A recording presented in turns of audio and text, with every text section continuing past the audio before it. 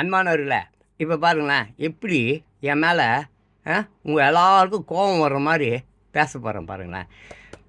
1969 எம்ஜிஆர் அவருடைய புண்ணியத்தால், ஆமாம், மக்கள் யாருமே தேர்ந்தெடுக்காத அப்படியே அண்ணா பேரை வச்சுக்கிட்ட ஆட்சிக்கு வந்தவர் யார்? நம்ம தலைவர், முன்னாள் முதல்வர்.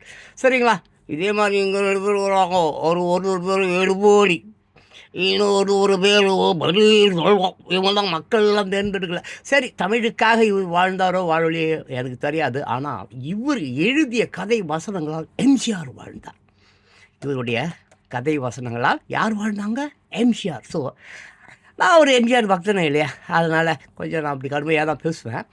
ரெண்டாவது இன்னொரு விஷயம், இன்றைக்கி இந்த ஒரு நல்ல ஒரு பிறந்த நாளில் இவர் பெற்று வச்சிருக்கிறார் பாருங்க மகன் ஸ்டாலின். அவருக்கு கொஞ்சம் அறிவை தர சொல்லுங்கள். ஆமாம், மக்களுடைய வரிப்பணத்தில் தான் தமிழுக்காக வாழ்ந்தார்களோ இல்லையோ, தமிழர்களின் வரிப்பணத்தில் வாழ்ந்து கொண்டு இருப்பவர்கள் இவர்கள். ஏப்பா, அந்த கடற்கரையில் சமாதி வச்சிய கடல் கடைசியாக லாஸ்ட்டில் ஜெயலலிதாவுக்கு பின்னாடி வச்சுட்டிய கடல் உள்ளே வந்தது தான் முதல்ல. இவர் சமாதி தானேப்பா உள்ளே போவேன். இந்த அறிவு கூட தமிழ் தமிழ் தமிழ் தமிழ் தமிழ் அடிமைகளாக இருந்தவர்களை கொத்தடிமையாக ராஜதந்திரி நரி இப்படி வாழுகின்ற அவங்க மகனுக்கு கொஞ்சம் அறிவு சொல்லி மக்களுக்கு நல்லது பண்ண சொல்லுங்கள்.